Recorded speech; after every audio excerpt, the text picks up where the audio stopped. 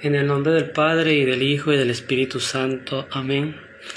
Señor Jesús, desde la distancia, desde mi hogar, y en representación de mi familia, de mi esposa, de mi hijo, quiero agradecerte el tener otra oportunidad, otro día de mi vida para poder reconocerte ahí en la Eucaristía, de momento en la distancia, pero reconocerte en la Eucaristía como nuestro único Señor y Salvador.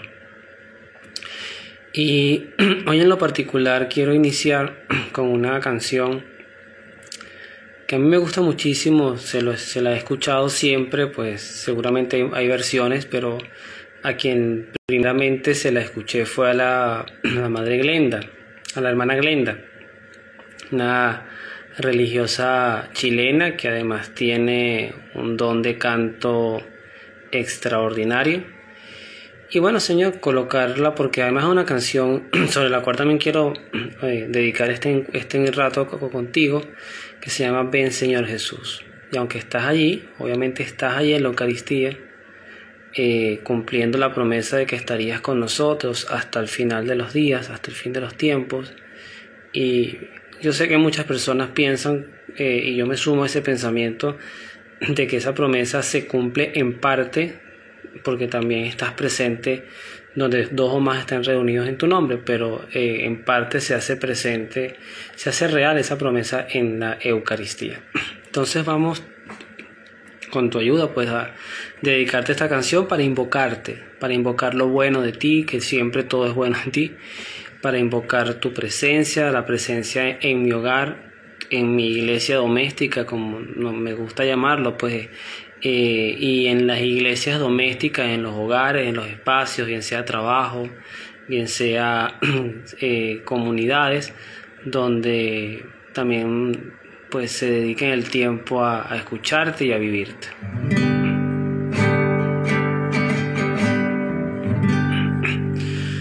Ven Señor Jesús, porque sin ti ya no hay paisaje. Ven Señor Jesús, porque sin ti no hay melodía. Ven Señor Jesús, porque sin ti no encuentro paz en nada. Sin ti mis ojos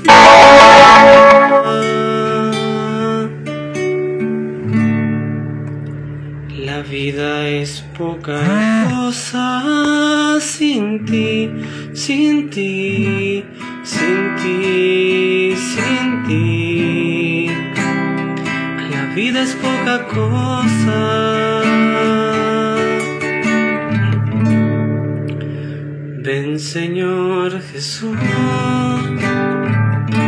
ven pronto a mi vida, ven pronto Señor. Ven pronto, porque sin ti yo no quiero la vida. Ya no canto con alma, ya mis manos no sirven, ya no escucho latidos, ya no abrazo con fuerza. Mi corazón no se ensancha, mi sonrisa no es plena, y todo sin ti nada vale la pena, porque sin ti ya no me llena nada, porque sin ti todo suena vacío.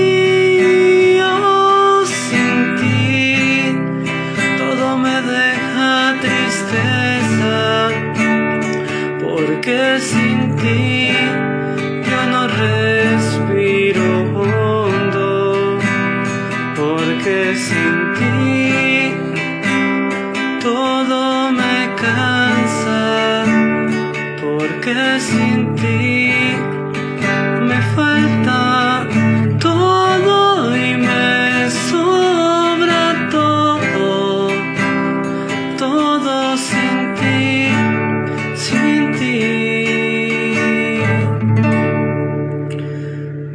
Señor Jesús, ven pronto a mi vida, ven pronto Señor,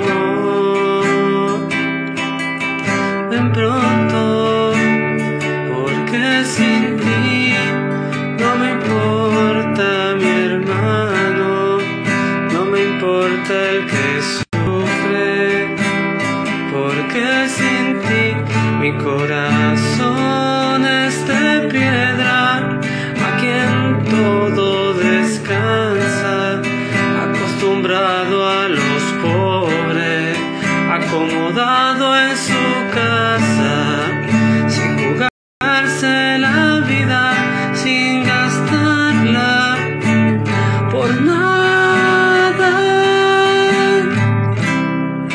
sin gastarla por nada.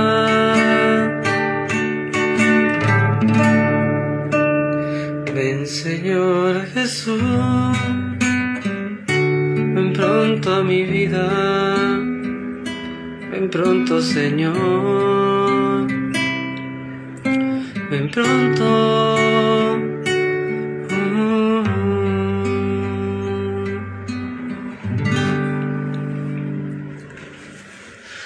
Bueno, mi amado Jesús, mi bien amado Jesús, en esta serie que es de adoración eucarística virtual a distancia, desde una iglesia doméstica, pues quizás el contexto diferencial que se ha desarrollado como un concepto pues en toda esta situación de pandemia que en algún momento terminará, pero que sin duda nos ha llevado a potenciarnos desde lo digital y también a reencontrarnos en nuestros propios hogares con la necesidad de desarrollar una relación orante, de súplica, de diálogo contigo desde nuestras propias casas. No solamente una relación dominguera, que quizás es lo que tradicionalmente estábamos muchos acostumbrados, sin que esto sustituya el deseo y el anhelo de pronto reencontrarnos contigo. Y esta serie de las varias que tenemos en Abrazando Nuestra Fe, porque bueno, tenemos por ejemplo mañana, si es tu voluntad, el viernes pasado no lo pudimos hacer porque hubo una interrupción del internet por 3 días y bueno, era imposible transmitir. El jueves pasado recuerdo que tuve una migraña muy fuerte. Entonces, bueno, hay circunstancias humanas voluntarias o involuntarias que a veces nos impiden pues realizar la serie, pero los viernes hacemos la ruta de la sanación, que es una ruta finita y que bueno, es pasearnos un poquito por todo lo que tiene que ver con tus sanaciones físicas y también las espirituales derivadas de la conversión. Esta serie de adoración también tiene como propósito, y es un propósito personal, o sea, es propio de mí, y que aprovecho pues y me motiva a leer todos los salmos, pero en cada capítulo uno, lo cual quiere decir que si vamos a leer el Salmo 11 es porque hemos hecho 11 episodios en teoría, ¿no? Y es impresionante cómo dentro del esquema de la serie que tú iluminas, que tú motivas. Este salmo está muy asociado a la lectura que vamos a hacer, que es de Éxodo 20, del 1 al 20. De todas formas, eso va a quedar en la descripción, que para los que tienen quizás un mayor conocimiento bíblico, es la lectura del Decálogo, de los 10 mandamientos. Creo que es una reflexión bien importante que podemos escudriñar desde allí. Pero para entrar propiamente en la lectura del salmo y meditarlo, quería reflexionar algo que me viene haciendo mucho ruido el día de hoy, porque siento que peligrosamente nos hemos venido como acostumbrando en algunos casos, yo sé que hay iglesias que tienen sus controles, pero muchos nos podemos ir acostumbrando al hecho de escuchar misa por televisión, todo digital, todo de mi casa, todo de mi comunidad, y perder ese encuentro en comunidad, en el templo donde nos reunimos a adorarte. Pero también es bien importante reflexionar que no siempre esos encuentros en el templo son encuentros óptimos desde el punto de vista, no porque tú no estés presente allí, tú siempre vas a estar presente de manera absoluta, total, y te entregas todo por nosotros, pero a veces las dinámicas, todo tan cronometrado, las lecturas, las ofrendas, la paz, las personas con los teléfonos, el momento de la limosna, o sea, todo se vuelve tan rutinario que me hace pensar en esa frase que tú decías: no todo el que me diga Señor, Señor entrará en el reino de los cielos, sino que el que haga la voluntad de mi Padre. Y también porque hacías duras críticas en su momento a los fariseos, cuando ellos se vendían como una imagen de mucha moral, que cargaban hacían duras cargas de pesadas a las personas, pero ellos mismos ni entraban ellos al reino ni permitían a otros entrar. Y era toda esa descripción, toda esa esencia descriptiva. Yo siento que es un complemento a donde quiero llegar. Tu presencia está en la Eucaristía, indudable, pero no solo está en la Eucaristía. Y eso nos invita a traerte también a nuestras dinámicas de vida. Y es parte de lo que te pido, que pueda en mi vida y en la vida de quienes me escuchen y en la vida de quienes pues hagamos fe en ti, que no solamente pensemos que estás allá, porque era también un poquito la tradición judía. La tradición judía sentía que tú estabas en el arca, por ejemplo, y tu presencia estaba allí, y para ellos era tan real la presencia eucarística, pero la presencia tuya en el arca, lo que para nosotros los cristianos es la presencia real tuya en la Eucaristía. Entonces no es negar tus presencias, es que estás físicamente en la Eucaristía, sacramentalmente, pero también estás a la escucha de quienes te invocan, de quienes te buscan, de quienes suplican tu auxilio, tu ayuda, ¿no? Entonces quería dejar esa reflexión ahí importante, porque yo creo que hay mucho que mejorar en esa reflexión que está en la vida de San Francisco de Asís. Cuando tú le decías repara mi iglesia, era un poquito centrado, y el Papa Francisco también hizo mucho énfasis en eso, en la humildad, en salirnos también un poquito de ese legalismo, ese todo normado, y creo que eso va a permitir hacer enlace con lo que vamos a reflexionar hoy, porque aunque hoy vamos a hablar de los 10 mandamientos, que no están derogados, que todos están vigentes, que todos son importantes y que marcan una ruta de salvación, no deja de ser también importante el hecho de que la vivencia, la creencia, la fidelidad, la exclusividad hacia ti en todos los sentidos es lo que permite que nos vayamos sumergiendo en ese océano donde uno entra y sale purificado, santificado y siendo mejor persona, ayudándonos día a día, Señor, a ser mejores personas.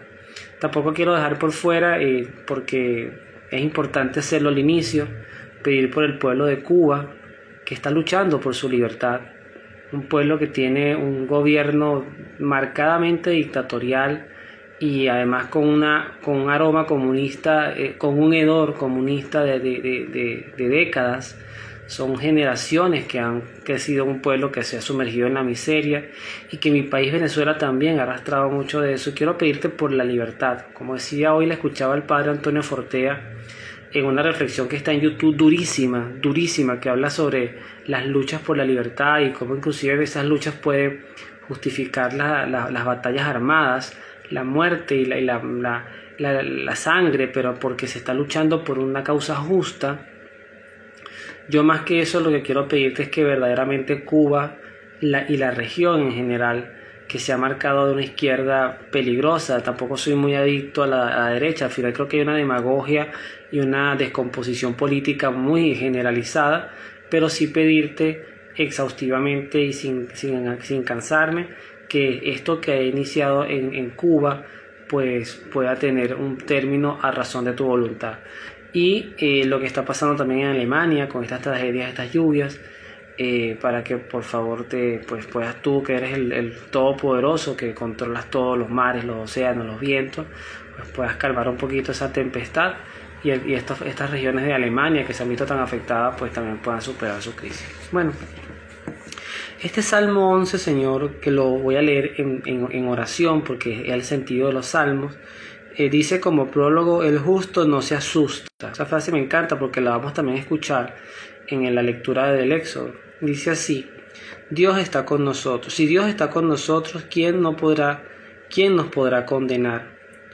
Que Él nos libre del miedo cuando hay que mantenerse firmes frente a las amenazas o a las burlas de los demás. Dice el Salmo: el Señor En el Señor he puesto mi refugio. Como dicen a mi alma, huye cual un pájaro hacia el monte, porque los impíos tensan su arco y ajustan sus flechas a la cuerda para herir en la sombra a los de recto corazón. Si han cedido los cimientos, ¿qué puede hacer el justo? El Señor está en su templo santo. El Señor tiene su rostro en el cielo. Sus ojos están observando y fija su mirada a los hijos de Adán. El Señor explora al justo y al impío, y su alma odia a quien ama la violencia. Hará llover sobre los malvados carbones encendidos y azufre, y un viento abrasador les tocará en suerte. Porque el Señor es justo y ama la justicia. Los que son rectos contemplarán su rostro. Este salmo decía que me llama mucho la atención, me gusta, porque sobre todo esta parte que dice el versículo 4 del Salmo 11, el Señor está en su templo santo, el Señor tiene su rostro en el cielo, está escrito en los tiempos judíos, donde se entendía que tú estabas en el templo de Jerusalén, o de repente bajo la línea, porque David tuvo el deseo de construirte el templo, al final quien lo termina haciendo es Salomón, pero el David sí tuvo la custodia del arca, donde se entendía que estaba la tienda de citas, donde se entendía que estaba tu presencia real santa, ¿no? Entonces por eso me encanta esa idea, porque al final tú estás presente donde primero quieres estar, estás en todas partes, pero es bonito cuando uno dentro de su propio hogar puede destinar un espacio o un momento como este para decir, esta es mi presencia, o sea, estoy ante la presencia de Dios. Y no estoy usando una imagen diferente, no estoy usando un crucifijo, que también sería válido, una imagen de María como representación de santidad, no de divinidad, de santidad, porque es tu madre, que también hay enlace hacia ti, pero estoy viendo ahorita en vivo, porque además es una transmisión en vivo yo y en vivo en YouTube, de tu presencia eucarística. Entonces eso me encanta, porque al final nos permite un poquito conectarnos en lo que significa tu presencia y los alcances de la misma, ¿no? El otro punto es el temor, ¿no?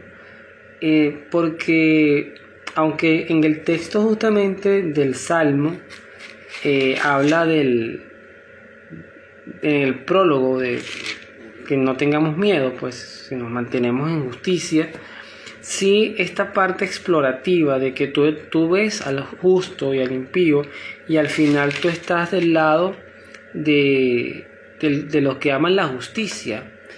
Y yo en eso, Señor, a veces me siento muy confrontado, porque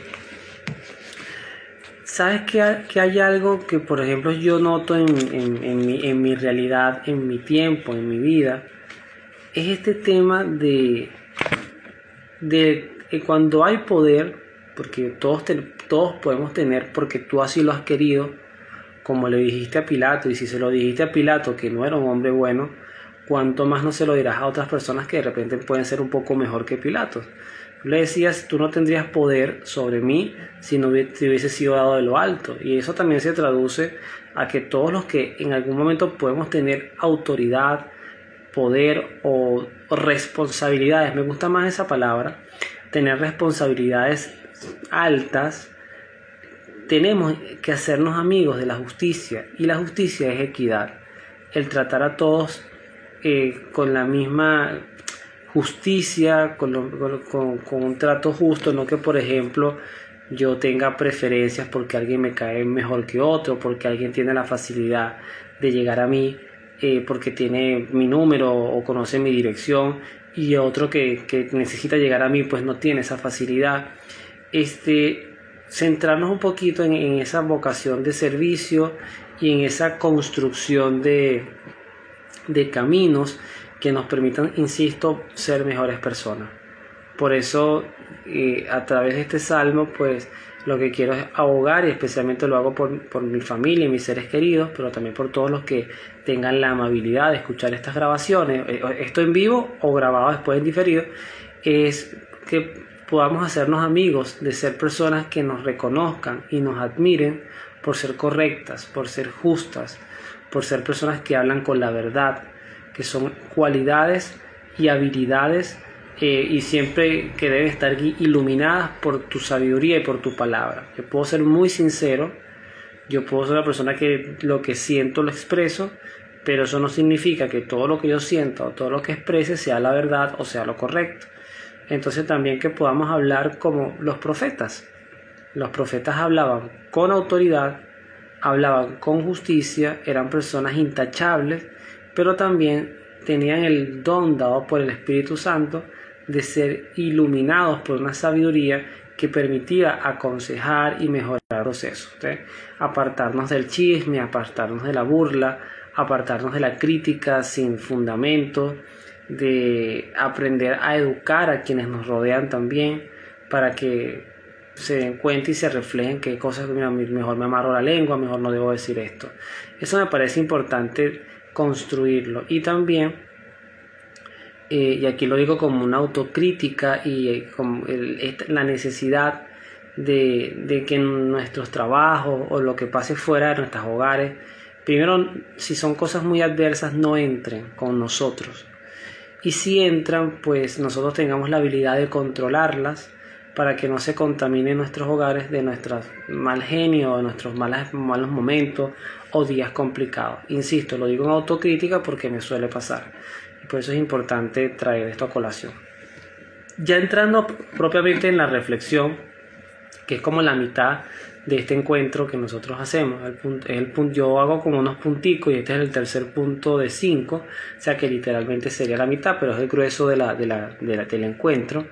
De repente la pregunta sería, en el Éxodo aparece el decálogo, o sea, que va referido a los 10 mandamientos.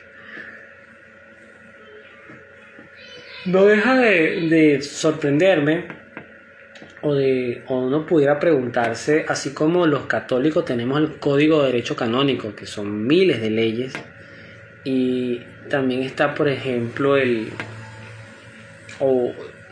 está el Levítico para los judíos, que también eran como 700 leyes que normaban prácticamente todo, el sacrificio, la purificación o la santidad, y prácticamente te decían cómo bañarte, cuándo cambiarte, cuándo comer, cuándo descansar. Es como normar. El ser humano es complicado con la norma, porque como siempre dice el refrán, el que hace la ley hace la excepción. O sea, entonces generalmente es difícil al ser humano meterlo todo en un saco normativo y que todo el mundo camine con una misma norma, ¿no? Entonces sería interesante partir de la pregunta, Señor, ¿por qué esta historia, que inclusive algunos cuestionan si es historia o no, yo no entro en esa línea, ya lo he explicado en otras oportunidades, pero ¿por qué la necesidad de darnos una ley, ¿no? ¿Por qué esto de los mandamientos? Porque además los mandamientos pareciera que el factor común, usando un término matemático, el factor común es el no. Luego de los 4 primeros mandamientos, que son mandamientos de orden de alabanza y santificación, ya cuando empieza el no matarás, no robarás, no cometerás adulterio, no envidiarás, ¿no? Entonces tú dices, bueno, aquí hay un catálogo de privaciones que además en muchas de ellas son como controles ante instintos naturales que nos puedan llegar. Por ejemplo, cuando uno, por ejemplo, ve a una persona que puede estar maltratando o llegando a matar o herir gravemente a un ser que uno ama muchísimo, la sensación directa que uno puede tener posiblemente es de venganza, de odio, deseo de muerte y ver sangre para calmar nuestra ira, ¿no? O las personas que puedan tener una enorme necesidad económica o de cualquier tipo y tú le colocas un no robarás sin excepción. Eso también es bueno decirlo porque es muy radical. No robarás y no robarás y punto. Eso es como el no matarás y punto. Pero pareciera que pudieran entenderse que hay excepciones. Entonces, ¿hasta qué punto esto que está aquí tiene un complemento humano y hasta qué punto tiene una voluntad divina? Si está en la Biblia, todo en sí es una voluntad divina, pero no todo lo que está en la Biblia porque además hay cosas que ocurren en la Biblia que son marcadamente, explícitamente cosas contrarias a tu voluntad, pero quedaron reflejadas allí para nosotros también poder ver diferenciado cómo el hombre puede con sus conductas apartarse de ti, cómo tu misericordia nos vuelve a llamar y nos vuelve a rescatar. Entonces, bueno, el texto inicia de la siguiente forma, dice, recordando un poquito el contexto, Moisés estaba en el monte, si no me equivoco, en el monte de Sinaí, y estando allí, pues entre rayos, entre nubes, porque además estaba la nube que iluminaba el pueblo en el día, y en la noche creo que era como una llamarada de fuego que marcaba siempre el paso del Dios que iba delante marcando el camino. Entonces entran por el desierto del Sinaí, y Moisés sube a este monte, y estando allí pues dice que tú, Señor, le das estas palabras. Y comienzas con esto: yo soy Yahvé, tu Dios, el que te sacó de Egipto, país de la esclavitud. Y entonces viene como un primer mandamiento: no tendrás otros dioses fuera de mí. Yo recuerdo en un retiro, Señor, que tuve la oportunidad de hacer en el Colegio Agustiniano Cristo Rey sobre el perdón. Yo lo centré justamente en reflexionar mandamientos por mandamientos. Eso me llevó más de una hora. Fue muy intenso, muy profundo, porque a partir de allí, de hecho, para tu gloria, todos los que estaban presentes fueron a confesarse o a hablar con el sacerdote. Menos que hay unos que por una condición irregular no podían obtener el perdón, pero por lo menos hablaron con el sacerdote. Entonces, yo siempre he pensado que el primer mandamiento que todos transgredimos es este, porque cuando nosotros te reemplazamos por cualquier otra cosa, un amor que nos fanatiza, un trabajo, una obsesión. Dicen que el hombre tiene en su cerebro un impulso que siempre va al alcance de objetivos. Entonces, si yo tengo un objetivo y yo soy así, yo hasta que no termino lo que estoy haciendo, pues yo no me enfoco en otra cosa. Las mujeres suelen ser un poquito más interdisciplinarias y pueden hacer varias cosas a la vez. No es que uno no pueda, pero en realidad si yo tengo que interrumpir algo para hacer otra cosa, ya siento que estoy como acumulándome y que no termino de terminar, valga la redundancia, el proceso.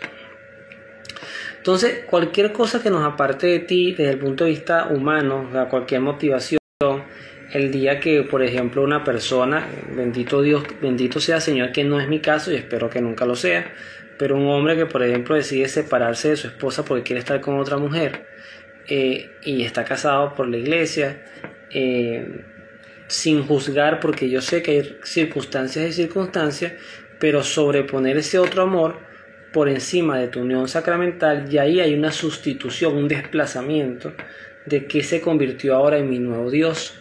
O sea, mi felicidad, mi yo, el placer que siento con esta persona nueva, eso responde a este tipo de interpretaciones. Y lo otro, que yo creo que también hay mucha debilidad humana, es cuando le damos demasiada fuerza al mal.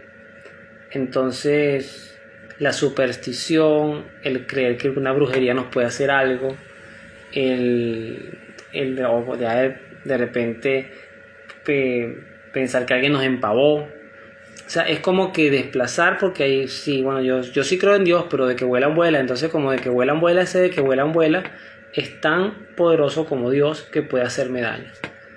Entonces, yo creo que este mandamiento es bien radical y es bien explícito además, porque lo que dice de manera muy clara es que si confían en mí, si yo soy su único Dios, yo voy a ser su Dios, y como dirían muchos de los salmos, yo los voy a proteger.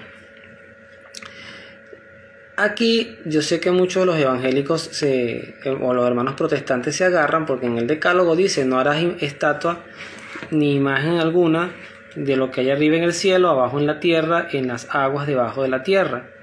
No, pero esta es la clave de esto: no te postres ante estos dioses ni les sirvas, porque yo, Yahvé tu Dios, soy un Dios celoso. Yo pido cuentas a hijos, nietos, bisnietos por la maldad de sus padres que no me quisieron. pero me muestro favorable hasta 1000 generaciones con los que me aman y observan mis mandamientos. Entonces, la idolatría, bien entendida, no es el hecho de la imagen, sino es colocarte a ti encapsuladamente o a cualquier otra deidad que tenga otro nombre, falsa deidad que tenga otro nombre, como un dios. O sea, yo puedo tener lo que se conoce creo que es en el latín, discúlpame señor si estoy equivocado, pero se conoce como la latría. La latría es la adoración y es exclusiva de Dios, Padre, Hijo y Espíritu Santo. La hiperdulía, que es una suerte de veneración especial a María, es la única que tiene este rango. Y la dulía, que es la veneración a los santos.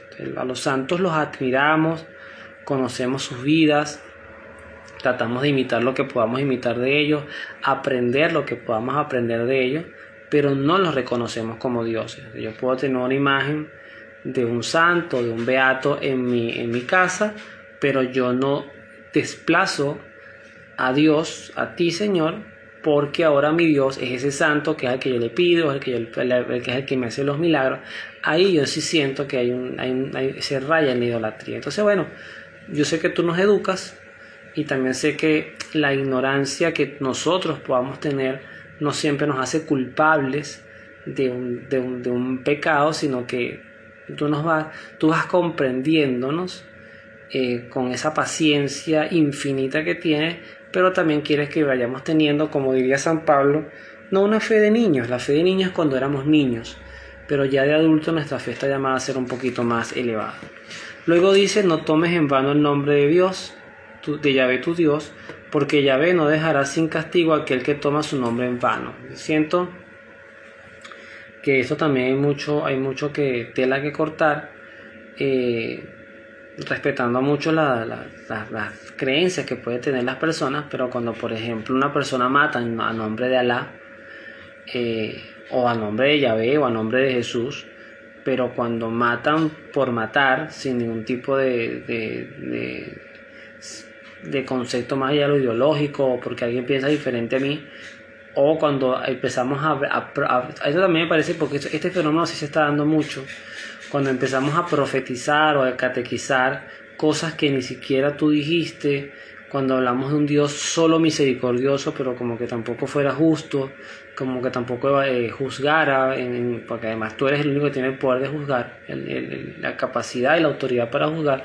Entonces podemos estar predicando un falso Dios, un Dios que no es. Es como que hablaran de mí y dijeran: Luis era un patán, un hombre que trataba mal a todo el mundo, y bueno, de repente pudo haber sido un cuadro de mi vida, un día que estaba atravesado, que no me justifica, pero eso no me define. Tampoco me definiría ciertamente el hecho de que hablaran demasiado bien de mí, porque quien habla demasiado bien de mí tampoco me conoce. O sea, yo creo que sencillamente uno tiene que primero conocer y luego dejar que la propia experiencia, la relacionalidad nos permita tener la idea clara de quién es la persona, o en este caso quién eres tú, Señor.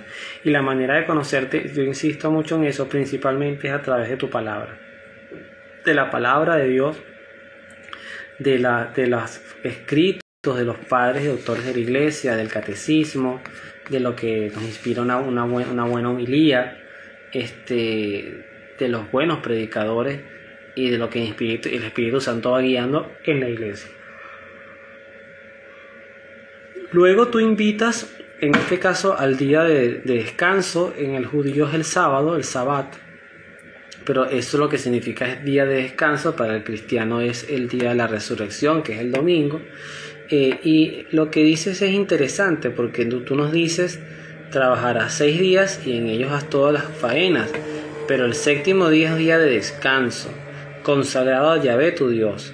Que nadie trabaje, ni tú, ni tus hijos, ni tus hijas, ni tus siervos, ni tus siervas, ni animales, ni los forasteros que viven en tu país. Pues en 6 días Yahvé hizo el cielo y la tierra, el mar y cuanto hay en ellos, y el séptimo día descansó. Por eso bendijo el sábado y lo hizo sagrado. En conclusión, porque además se refuerza en el Éxodo la tesis del Génesis de que hiciste el mundo en 7 días. Pero bueno, yo sé que eso es una interpretación de lo cual tampoco voy a profundizar mucho en este momento. Lo importante es que tú creaste todas las cosas, o sea, tú, Jesús, con el Padre y el Espíritu Santo, Dios Padre Creador, desde tu palabra. El punto es que tenemos que tener el día para ti. Y ese día, insisto, ojalá pronto ya superemos la pandemia y podamos reencontrarnos con iglesias abiertas de par en par, que uno puede entrar y orarte y confesarnos y recibirte en la comunión. Eso nos hace muchísima falta.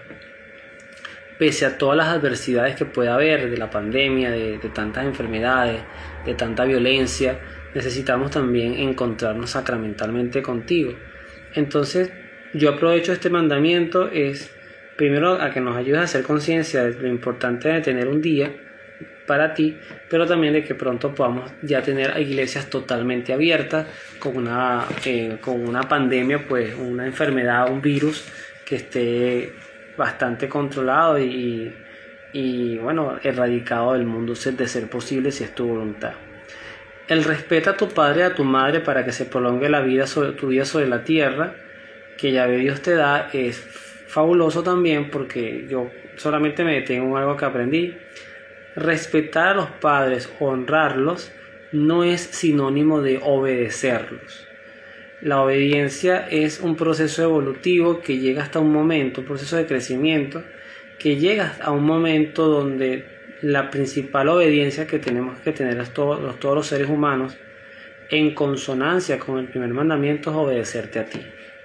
Y esto lo digo porque yo soy padre y nosotros a veces los padres construimos traumas en nuestros hijos, conceptos, ideas, que lo que pueden hacer es alejarlos de ti.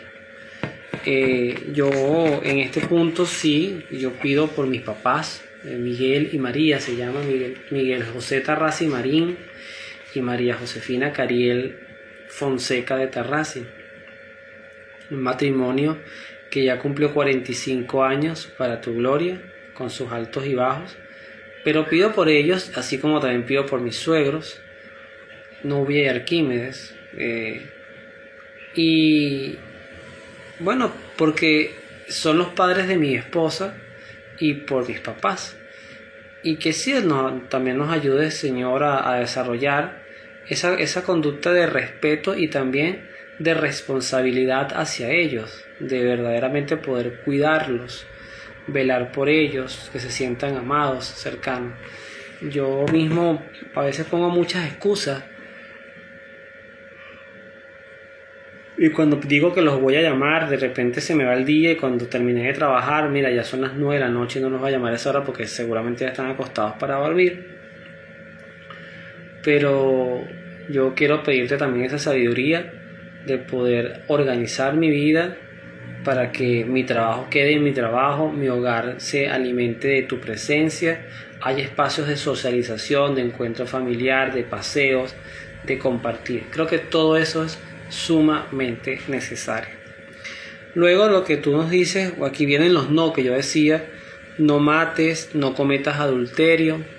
Son frases muy directas, o sea, el matar, por ejemplo, desde lo que es la concepción del vientre, el aborto, que aunque muchos quieran maquillarlo de muchas formas, y también la muerte que muchos funcionarios, delincuentes, personas que realmente tienen las armas y las usan para oprimir, para aplastar, para chantajear.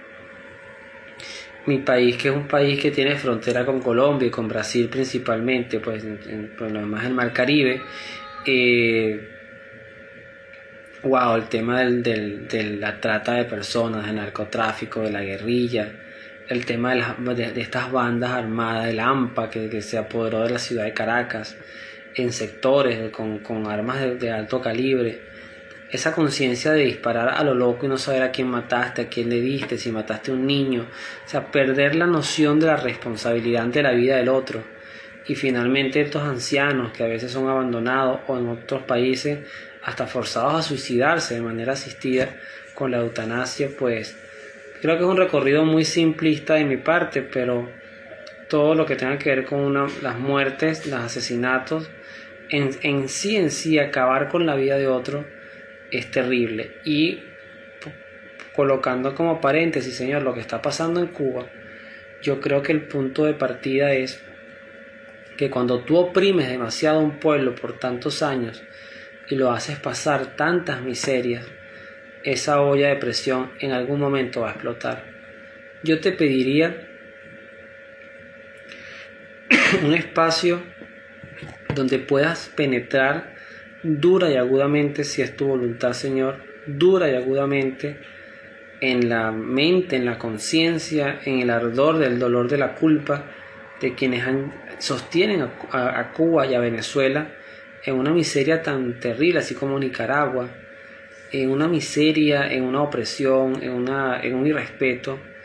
Y mira, de repente hasta voluntariamente las personas decidan dejar el poder irse y los países poder despegar. Cuando somos incompetentes para gobernar, lo mejor es salir y dejarle el espacio a otros que tengan mejores competencias. Con el adulterio es lo mismo, ¿no? Digo que en eso tú fuiste muy claro. Además, cuando hablaste del matrimonio, lo dijiste súper claro. El que está casado y toma a otra mujer u otro hombre, en el caso de la mujer, comete adulterio. El que mira con malos ojos, con deseos sexuales de poseer a un hombre o a una mujer, el solo hecho de mirarlo ya cometió adulterio en su corazón. Tú eres bien exigente con la pureza y eso me encanta que sea así. Eso tiene que ser así, porque tú no eres el Dios de la mediocridad, tú no eres el Dios de los justificativos, tú eres el Dios que dio el ejemplo, que se encarnó, que se hizo hombre, que caminó nuestra tierra, nuestra historia, y que al final, viviendo la experiencia humana, marcaste una ruta de cómo, si viviendo bajo tu ejemplo, podemos ser tan casi perfectos como tú, porque además tú nos lo invitas, tú nos dices sean perfectos como vuestro Padre Celestial es perfecto. Así que esa invitación está allí y tú no nos vas a proponer cosas, a decir cosas que no pueden alcanzarse. El no robar, el no atestiguar en falso contra el prójimo, bueno, yo creo que esto va muy unido. El robar es evidente en todos los sentidos, apropiarnos de cosas que no nos pertenecen, ofrecer recursos a otros que tampoco nos pertenecen. Pero también el tema del falso testimonio, el chisme, la murmuración, Señor, son pecados terribles y que yo he caído en él muchísimas veces. En un espacio de confesión pública, yo he caído en eso muchísimas veces, y sí te pido la madurez para poder no solamente no ejercerlo, sino también detenerlo y evangelizarlo, como lo hacían tus profetas. La envidia, que está centrado en la codicia, en la casa del prójimo. No codicies a su mujer, ni a sus servicios, ni a su buey, ni a su burro. No codicies nada de lo que le pertenece. Una cosa es desear prosperar, siento yo, Señor, querer tener cosas buenas. Ahorita, por ejemplo, el tema de los celulares, los televisores, un buen internet, una comida. Pero otra cosa es que yo quiera tener lo que otro tiene, literalmente lo que otro tiene. Y así se entiende este mandamiento. Aprender a valorar lo que tenemos, lo que tú nos has permitido vivir. Yo te agradezco infinitamente que a pesar de que vivo alquilado, pues vivo tranquilo. Y te agradezco que hoy, esta noche, tengo una cama donde dormir junto a mi esposa y mi hijo. Eso es por tu providencia infinita. Así que gracias por eso. Dice el texto después, más adelante, hace como un paréntesis, que mientras tanto todo tu pueblo, en este caso el pueblo de Israel, estaba mirando. Todo eran truenos. Qué impresionante y hermoso debe haber sido eso, impactante, ¿no? Dice, todo eran truenos, relámpagos y sonido de trompeta en el cerro que humeaba. Al verlo, el pueblo temblaba de miedo y se mantenían a distancia. Entonces dijeron a Moisés, habla tú con nosotros, que te escucharemos, pero que no hable Dios, no sea que muramos. Fíjate tú, Señor, lo que plantea esto, ¿no? Es que no es fácil estar ante tu presencia porque somos desnudados de manera rápida y develados como somos. Somos revelados tal cual somos. Entonces a veces preferimos filtros. El que nos habla bonito, el que nos aconseja, el que nos dice que no seamos tan duros, que bueno, que somos humanos, y está tu presencia que es exigente. Entonces este pueblo prefería hablar con Moisés que contigo, o por lo menos prefería escuchar a Moisés que escucharte a ti. Sin embargo, Moisés a esto responde: no teman, pues Dios ha venido para probarlos. Él quiere que su temor permanezca en ustedes y así no pequen. Esta es la frase que yo quería, ya para cerrar la reflexión, dejar, ¿no? Tú quieres, Señor, que el temor permanezca para que no pequemos. Hay uno de los dones del Espíritu Santo que se conoce como el temor de Dios. Y muchas personas inmediatamente lo que hacen es decir: bueno, muchachos, cuando hablamos del temor de Dios no es tenerle miedo a Dios, sino es ofenderle. Eso es bonito. Pero yo sí creo que hay que tener en cierta forma un temor a equivocarnos. Porque además llegar a tu presencia muy equivocados, muy torcidos de lo que es el camino hacia ti, es un riesgo. Yo creo que el temor más grande que puede sentir nuestra alma es perderte. Es llegar a morir el día que tú nos decidas llamar y perderte. Hoy, por lo menos en este instante, y me acaba de venir a la mente, en este instante que son las 10:23 de la noche de este 15 de julio del año 2021, un compañero de trabajo que trabaja en el área de la vigilancia está debatiéndose entre la vida y la muerte con un cuadro de COVID terrible, súper agudo. El pronóstico es muy reservado. Yo quiero pedir por él, por el señor Julián, porque justamente cuando yo me refiero a la muerte y a ese temor, es que estos espacios donde sentimos que nuestras vidas puedan estar en peligro, o que bueno, sencillamente para morirse lo que es que estar vivo, es no llegar ante ti, Señor, y sentirnos confrontados, que llegamos mediocremente, que no llegamos en estado de gracia favorable o deseable y lo que implica estar ante tu presencia. Entonces ese temor es sano y yo creo que es bueno tenerlo. Yo creo que si los dirigentes de Cuba y Venezuela tuvieran ese temor, los gobernantes, los que ejercen el poder, los militares, los policías que ejercen, si tuvieran ese temor, otra historia cantaría. Entonces el pueblo se mantuvo a distancia mientras Moisés se acercaba a la densa nube donde estabas tú, Señor, donde estaba Dios. Palabra de Dios, te alabamos, Señor. Entonces, bueno, con este relato importante, yo creo que al final con el decálogo tú lo que nos marcas es un camino de voluntades, más que de normas. ¿Qué preferiría Dios en esta circunstancia? Bueno, que no cometas adulterio, que no mates, que no robes, que no codicies, que tengas un día dedicado para mí. Esa es tu voluntad. Esa es tu voluntad para el hombre. Y si es tu voluntad, es buena. Porque todo lo que viene de ti es bueno, perfecto y agradable. Como dice Romanos 12, la voluntad de Dios es buena, perfecta y agradable. Bien, vamos en este momento, Jesús, a hacer la oración por los difuntos, por las benditas almas del purgatorio.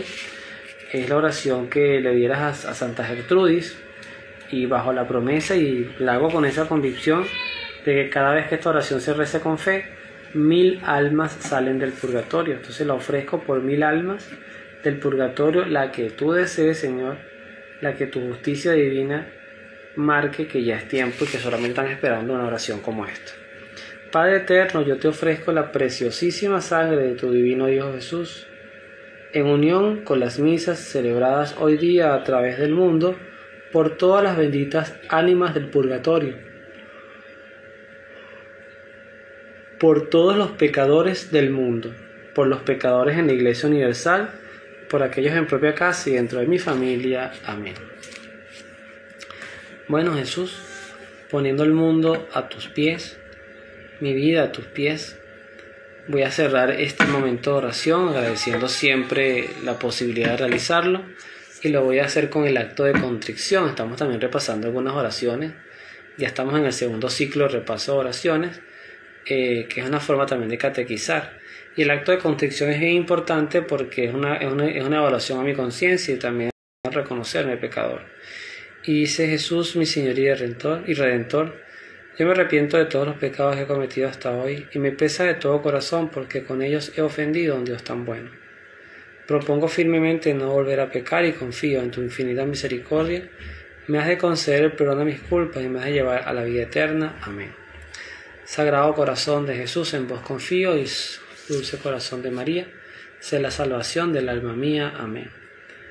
Bendícenos, Señor, y a quienes escuchen esta grabación de manera diferida, que Dios los bendiga. Nos vemos en la oración.